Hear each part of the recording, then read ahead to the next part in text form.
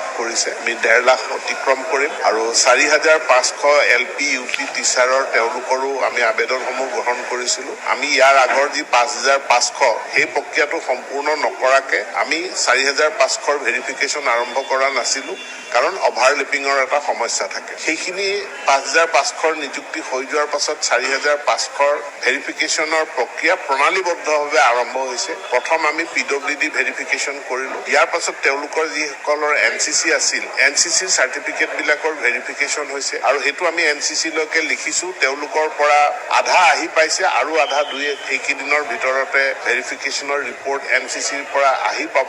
ইতিমধ্যে যিসকলক আমি গ্ৰেজুৱেট টিচাৰ, পোষ্ট গ্ৰেজুৱেট টিচাৰৰ এপইণ্টমেণ্ট দিলোঁ, কিন্তু এপইণ্টমেণ্ট দিয়াৰ পাছতো কোনোবাই জইন নকৰিবও পাৰে। এতেকে আমি জইনিং ৰিপৰ্টলৈকে আমি অলপ অপেক্ষা কৰিব লগা হ'ল। যোৱাকালি আমি গ্ৰেজুৱেট টিচাৰ, পোষ্ট গ্ৰেজুৱেট টিচাৰৰ সম্পূৰ্ণ জইনিং ৰিপৰ্ট আমি লাভ কৰিলোঁ। লাভ কৰাৰ পাছত এতিয়া আমি বাকীসকলৰ ভেৰিফিকেশ্যনৰ প্ৰক্ৰিয়া আমি আৰম্ভ কৰিম আৰু প্ৰায় 40,000ৰ অধিক আবেদনকাৰী আছে। গতিকে এইখিনি ভেৰিফিকেশ্যন গোটেইখিনি আমি নকৰোঁ। ইয়াৰ যি merit list, computerised result sheet আমাৰ লগত আছে, সেইমতে আমি বিহুৰ পাছত তেওঁলোকৰ কথা, কাৰণ তেওঁলোকক আমি অপশ্যন দিছিলোঁ যে গৰিষ্ঠ সংখ্যকে নিয়মীয়াকৰণ কৰাৰ কাৰণে অপশ্যন দি তেওঁলোকৰ নিয়মীয়াকৰণ হৈ গ'ল।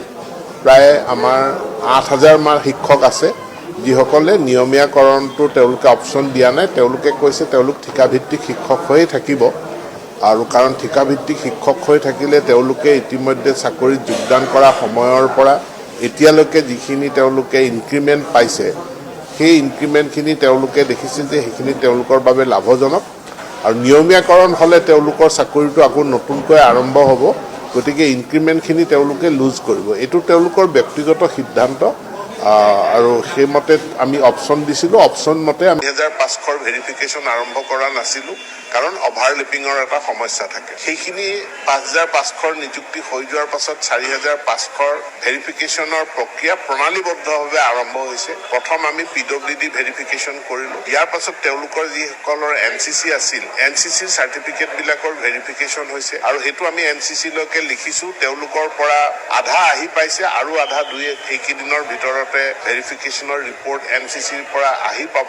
ইতিমধ্যে যিসকলক আমি গ্ৰেজুৱেট টিচাৰ, পোষ্ট গ্ৰেজুৱেট টিচাৰৰ এপইণ্টমেণ্ট দিলোঁ, কিন্তু এপইণ্টমেণ্ট দিয়াৰ পাছতো কোনোবাই জইন নকৰিবও পাৰে। এতেকে আমি জইনিং ৰিপৰ্টলৈকে আমি অলপ অপেক্ষা কৰিব লগা হ'ল। যোৱাকালি আমি গ্ৰেজুৱেট টিচাৰ, পোষ্ট গ্ৰেজুৱেট টিচাৰৰ সম্পূৰ্ণ জইনিং ৰিপৰ্ট আমি লাভ কৰিলোঁ। লাভ কৰাৰ পাছত এতিয়া তেওঁলোকৰ কথা, কাৰণ তেওঁলোকক আমি অপশ্যন দিছিলোঁ যে গৰিষ্ঠ সংখ্যকে নিয়মীয়াকৰণ কৰাৰ কাৰণে অপশ্যন দি তেওঁলোকৰ নিয়মীয়াকৰণ হৈ গ'ল।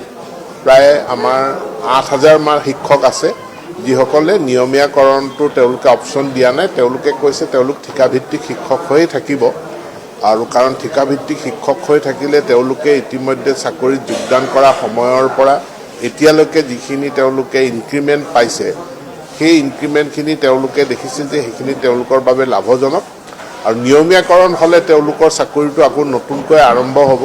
গতিকে ইনক্ৰিমেণ্টখিনি তেওঁলোকে লুজ কৰিব। এইটো তেওঁলোকৰ ব্যক্তিগত সিদ্ধান্ত আৰু সেইমতে আমি অপশ্যন দিছিলোঁ। অপশ্যন মতে আমি